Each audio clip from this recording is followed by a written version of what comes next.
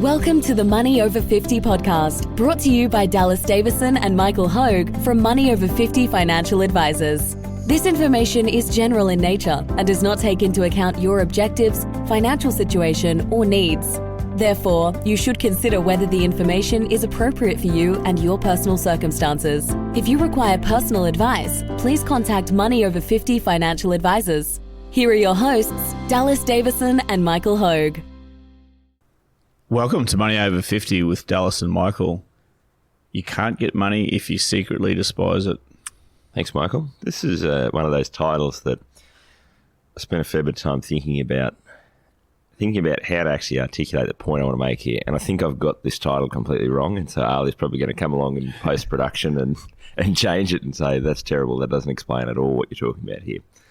The concept of what I wanted to talk about today is that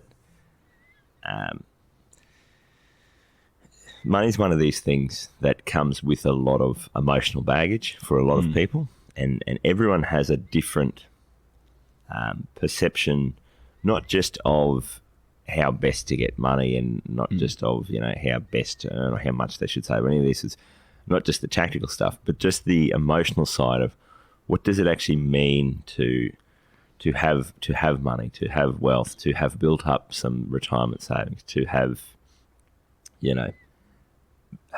moved up the hierarchy of the socio-economic order in the culture in which you exist. I'm not the first person to talk about this, and of course there's probably a lot of other anthropologists or some other thing that would do a much better job of articulating this. But the point I wanted to talk about today is a thing that I've noticed quite a bit, and this is not normally a conscious thing, but I've talked to many people over the years who intellectually they know they want more money. They know that for them money is good. They want more money so that they can use the money to transfer that into possessions and experiences that they desire. At the same time, they intellectually know that there's this subconscious or emotional thing going on where they've heard or been told all of their formative years or all of their adult life or whenever they've had these inputs from other people around them and from society at large that people who have money are immoral, that the only way to get money is to, stitch someone up or to do something wrong. There's all sorts of famous quotes about all this, that if you're focused on money, you're a bad person because you should be thinking about other things instead of money. There's all sorts of subconscious beliefs or things running on people's operating systems that I don't think that they're aware of a lot of the time. And so I've seen this in meetings. We have these impulses where there's people who intellectually go, I know I need to get set up for retirement, and I'm not. This isn't me saying I want all this money to go and buy a gold-plated toilet. This is me saying I want to be able to provide for myself and my family and not be a burden on those around me.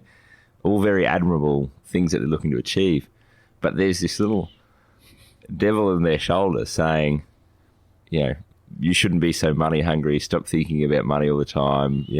Rich people are bad people anyway. What do you need? All these sorts of things. Well, we've heard comments in the past where someone will say, "Oh, I met them. They're really nice. I've got all this money, but they're really nice." It implies that they were going to, but before meeting them, they were going to be devils. And I think this is a really interesting topic. Yeah. 6:30 a.m. We're first podcast of the morning. You've started off with a bang here, mate. So, so I think it's really interesting, the subconscious nature of this, and and that's exactly the phrase that you just used there that got me thinking about this. We've heard this from other people, but even from people in the financial planning industry, where they'll go exactly that phrase of I met such and such that, happens to be, and they didn't realize how they just seem like a normal person. Yeah. Yeah. They are a normal person. Do you think they're walking around with like horns and a tail, or how does this? Yeah. It's a really interesting topic, I think, and really interesting perceptions that people have subconscious perceptions or subconscious bias, and this can manifest itself in many different forms. Why I think this is an interesting topic. It's assumed that everyone listening here is trying to do the best that they can for their retirement. Yeah. Retirement's coming up. They want choices in retirement. Yeah. So you, our listeners, are in the situation where you would generally have a healthy relationship with money. You're looking to betties. You're looking to basically, to use a analogy is to sow the seeds. For your retirement. Yeah. There'd be a lot of people around you that'll try to sabotage that. Yeah. Yep. And they'll do it subconsciously. Yep. And it's a very, very interesting thing. You could be having a cup of coffee with someone who's a friend and telling them, that you've just started putting $1,000 a fortnight into your superannuation, for example. Don't be surprised if the comments come back, oh, what are you doing that for? It's risky. Oh, all that money will lose. Oh, the government's going to change the regulations. Or why don't you just enjoy your life now? Why don't you just enjoy your life now? Yeah. The life's. Yeah. So part of that, I think, is I want to go with you, but I can't. Take me with you. Part of that's a plea of take me with you, I think. Yeah. A big part of it, though, is these learnt or inherited beliefs, subconscious beliefs. And I think it's a really, really interesting opening paragraph that you described before in terms of how this manifests itself. Yeah. But so there's one of the things that I just wanted to touch on there, which is fascinating, is that there's a thing that happens, I think, so we're part of a certain group, and that's I think why I raised it. That's why I think this is so dangerous for people who are going, okay, I've thought this through logically. I need to get myself set up for retirement. Again, it's not that I want to buy a gold-plated toilet. I need to. I'm living a certain standard of lifestyle that I really enjoy, and I want to enjoy my retirement. I want to be able to continue to maintain my. This is all what people logically hear, but human beings are a group species, and so the minute someone says something like that, and again, the thing is, your friend isn't consciously trying to sabotage you. Your friend isn't going. No. There's no thought there, and it's often not even like they're not even trying to make you feel bad. They'll say something like that though, and your instinct will be to go, oh well, I don't want to. Their trade-off then, there's a tension then becomes, I want to do this, I want to change this thing, and I want to be a different version of myself in the future, but I also don't want to be excluded from the group and my people. And so this is where I think this is subconsciously so dangerous for people, is that if you said that to people, they'd go, I don't care what people think. You go, like in theory we don't, but in reality we do. And so when people say that, it's going to weigh on you as to, well, I'm a part of it. I've been friends with this person for 30 years. I've told them I'm doing this thing. They've now made a comment that makes me feel a bit uneasy about that now. It's going to weigh on us a lot more than it's going to weigh on us more than our logical, intellectual, thought out process to get there. Yeah, look, and sometimes this also manifests itself in other ways. So it's not why are you doing that for? Yeah, it's why aren't you doing this? And now what this could be, it's anything, is a friend's daughter's wedding that happens to be a destination wedding in Fiji, and you get invited to it. Yes, and there's this pressure to go, and when you do the numbers, you think this is going to be a $10,000 thing experience, and we're booked to go to Europe later this year, or we want to go to Europe, or we want to go to Canada. So, thanks for the offer, but no thanks. And then you'll hear comments that, well, you only live once, so why aren't you? And there's the social pressure. Yes. There's the social pressure. So there's an element there of sabotage, I believe, subconscious sabotage. Great racehorse name. Let's add that to the list. There's interesting language I've noticed, and the language around that, what I've seen people do successfully is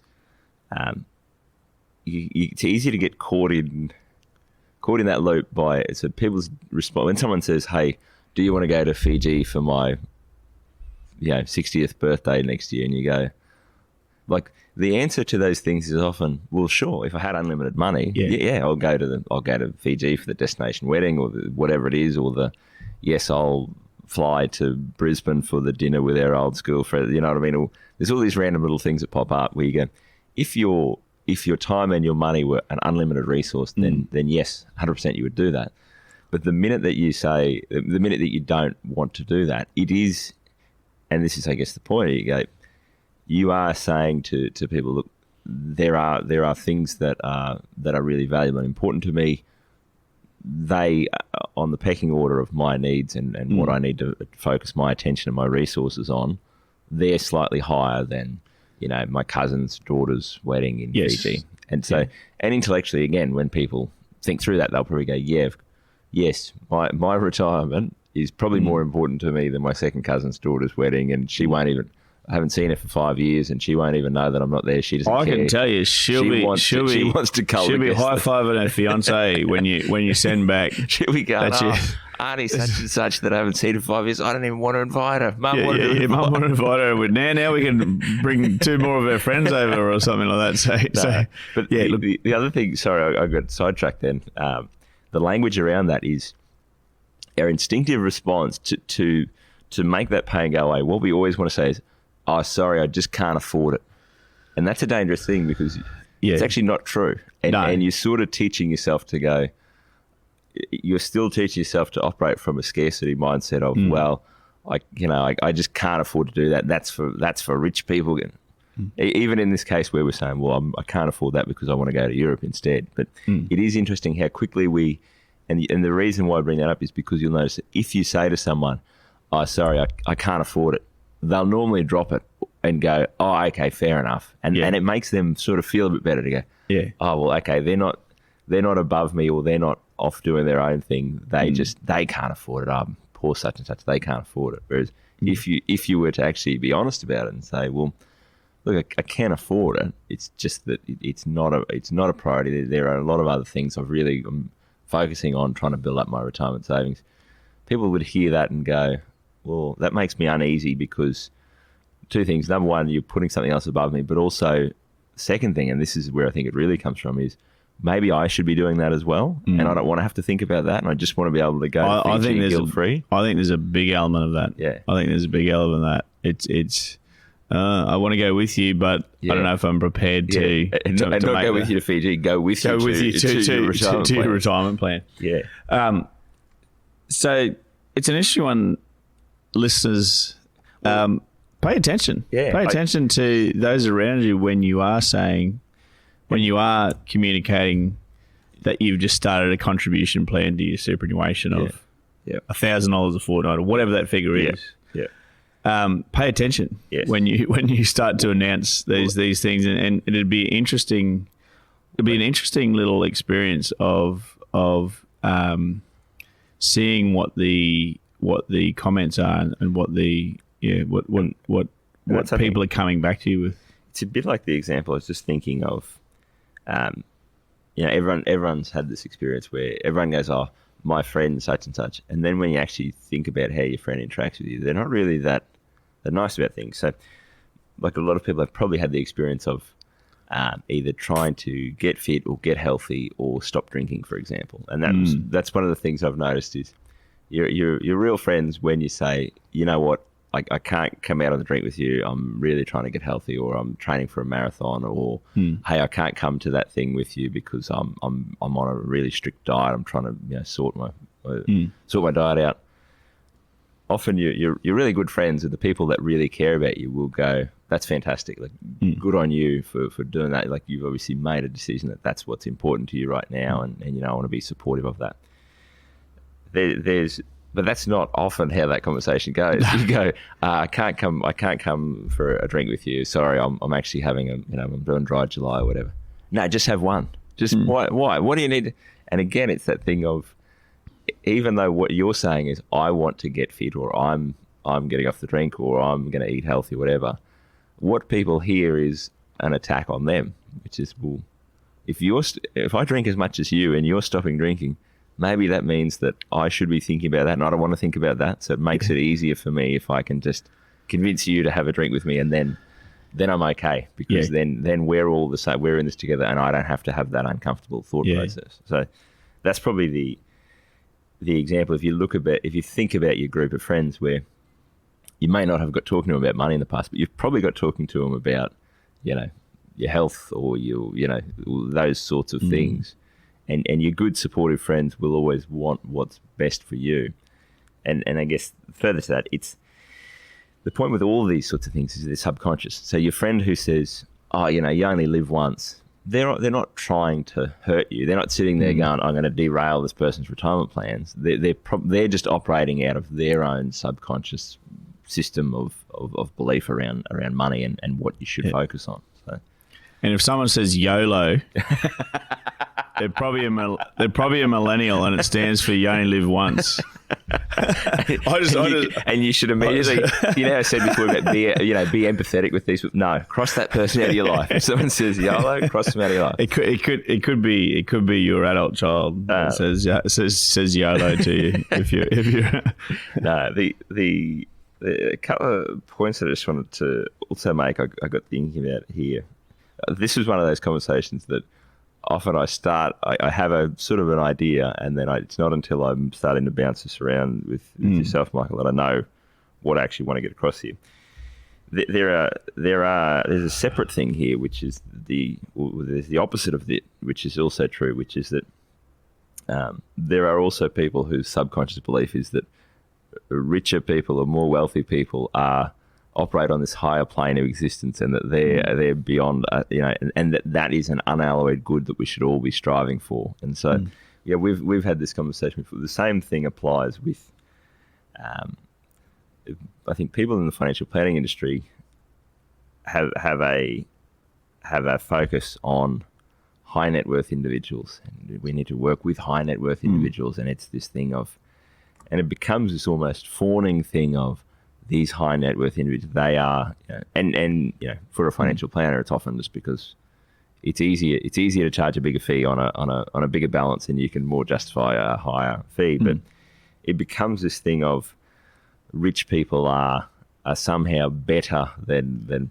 and this is the debate, the discussion that we've had with people in the past, is they're really two separate things. You know what I mean? And you are either a good person or you're not a good person, and you either have money or you don't have money, and there's some crossover there, but it's very limited.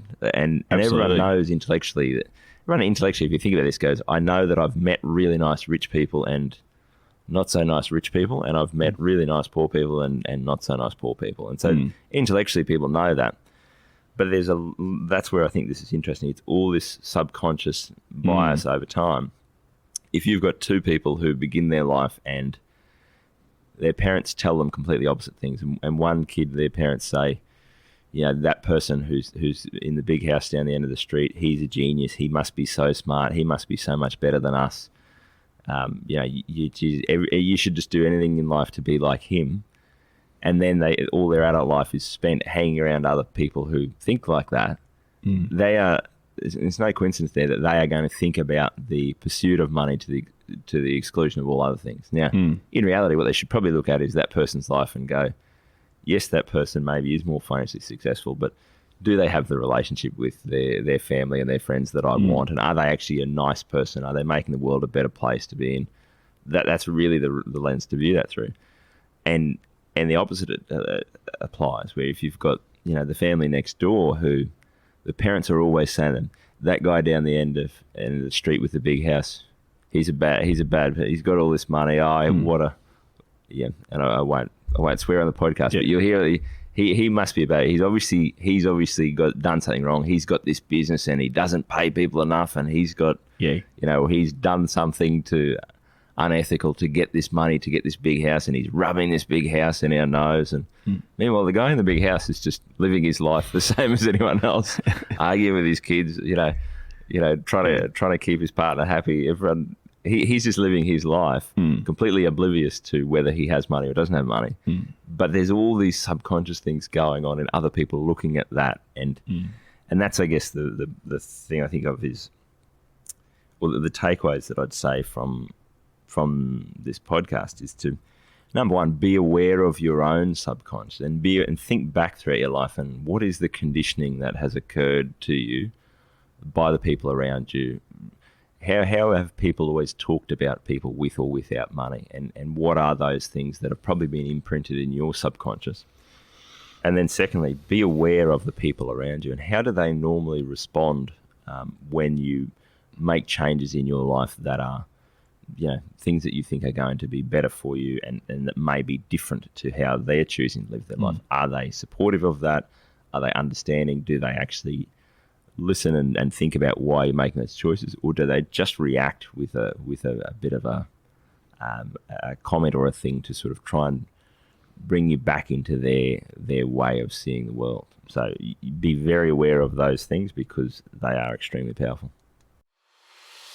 Thank you for listening to the Money Over 50 podcast with Money Over 50 financial advisors. For more information and resources, visit the Money Over 50 website, mo50.com.au. We look forward to catching up again soon.